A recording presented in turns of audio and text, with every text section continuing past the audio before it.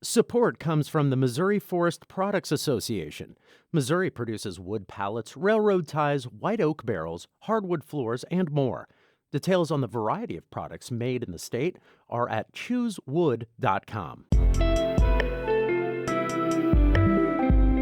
It's Friday, July 22nd. This is The Gateway. I'm Eric Schmid. Ahead, Jay Greenberg arrived to head the FBI's St. Louis office about a year after Missouri severely limited the ability of local law enforcement to work with his agents on gun crimes. What they're telling me is this law has driven confusion for them. St. Louis Public Radio's Rachel Littman sat down with Greenberg and asked how the FBI is adapting to this environment of confusion. First, this news. The city of St. Louis has become the first local government in Missouri to direct federal coronavirus relief funds toward abortion access. St. Louis Public Radio's Rachel Littman reports Mayor Tashara Jones signed the measure on Thursday. Missouri banned abortion in almost all cases last month after the U.S. Supreme Court overturned a constitutional right to the procedure. The city's action allocates $1 million from the American Rescue Plan Act toward helping people who want an abortion travel to other states.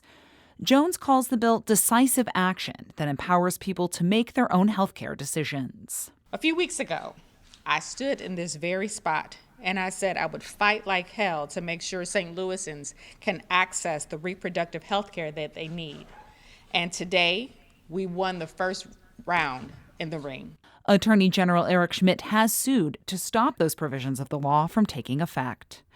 I'm Rachel Littman, St. Louis Public Radio. Missouri Governor Mike Parson issued a drought alert on Thursday for 53 counties in the state feeling the effects of extreme heat. St. Louis Public Radio's Andrea Henderson reports Parson's administration will provide resources to farmers and ranchers throughout the drought. Parsons' drought advisory comes after reviewing the state's drought map, which shows a severe lack of water in southern and central Missouri. The dry conditions are affecting a large portion of the state's cattle industry. The extreme heat has caused grass to dry up, which leaves little to nothing for livestock to feed. Missouri is the third largest beef-producing state in the country. Chris Chen is the state's director of agriculture. She says ranchers have to make tough decisions on ways to feed their cattle. They're having to cull part of their herds and send them to market. Others have already started feeding hay in July, when normally you wouldn't do that until the fall. State departments are making water available at over 40 conservation areas and over 20 state parks to help livestock producers. I'm Andrea Henderson, St. Louis Public Radio. One of St. Louis's biggest outdoor attractions is also bracing for the high temperatures moving throughout the region.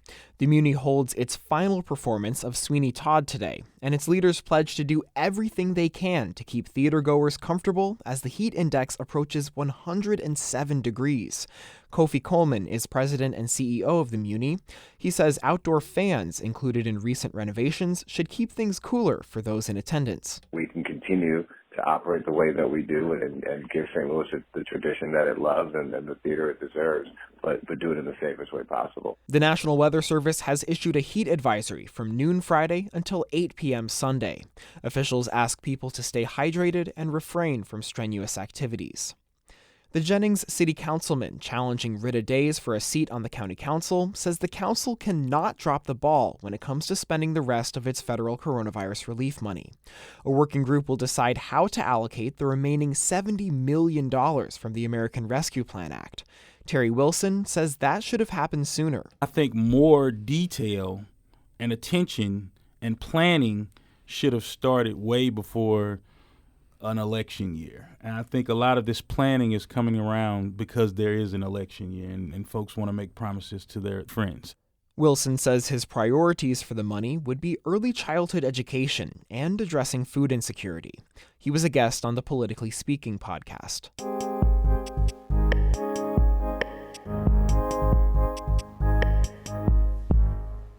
Jay Greenberg arrived in St. Louis to be the special agent in charge of the local FBI office in early May.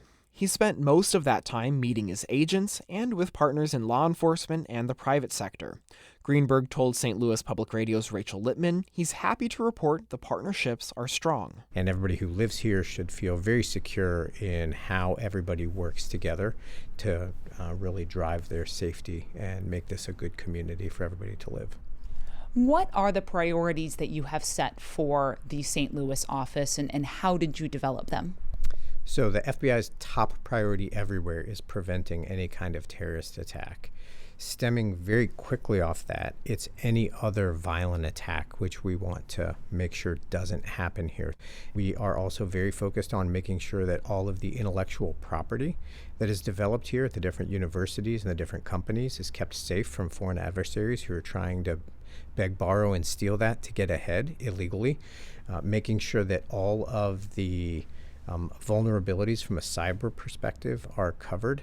Cyber risk is business risk. Cybersecurity is national security. And then, of course, in St. Louis, we couldn't have any conversation without talking about, really fighting public corruption and making sure that the people who live here are comfortable in the government that they have representing them and to whom we all pay a great deal of our money in return for honest services, and violent crime.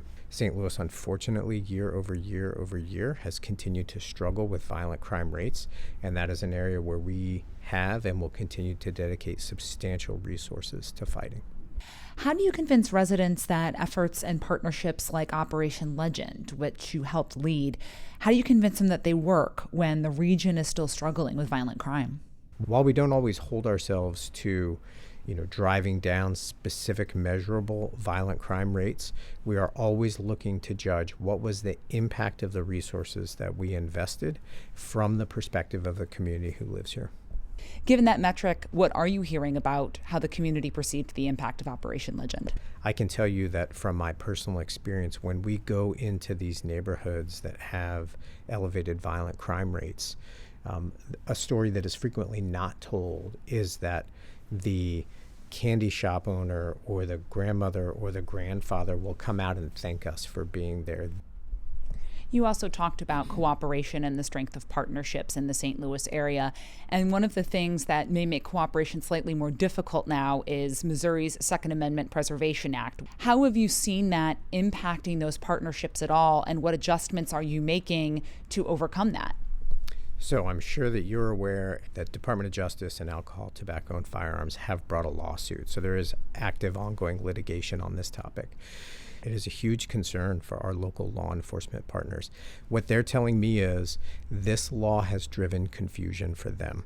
They don't know if it's okay to cooperate with us on crimes involving guns. What resources can the FBI offer to help with the violent crime in this era of confusion? Our primary tools that we're going to use are going to be working with the U.S. Attorney's Office and our state and local partners to collect evidence that will allow us to bring the most impactful federal charges. That allows us to then get a federal sentence. There is no parole in the federal system. So aside from good time, those defendants have to serve 85% of the time that they're sentenced to. And rather than being right down the street from where their families are here locally, we frequently ship them off. Bureau of Prisons does to the four corners of the nation, wherever there are openings in federal institutions, and they are removed from their families in this community that they've terrorized. How would you define success in the time that you will have as the special agent in charge in St. Louis? There's a couple of different ways that I would like to be judged at the end of my time here. The first is, did we use the limited resources we had in the right way to build partnerships, to protect intellectual property, to keep violent acts from happening here? And then I would ask, are the community groups, do they feel safer? Does the average man and woman on the street feel safer? Do they feel the ability to live their life the way that they want? And do our communities feel like law enforcement is accurately representing their needs?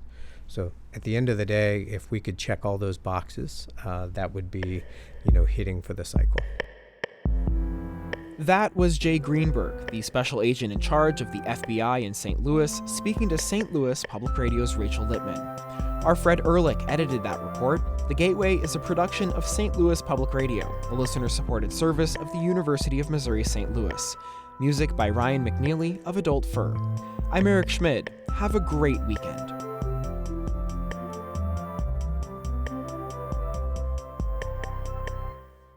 Support comes from Missouri Forest Products Association, committed to sustainable and sound conservation of the state's forests, which support more than 41,000 Missouri jobs, resulting in a $10 billion industry.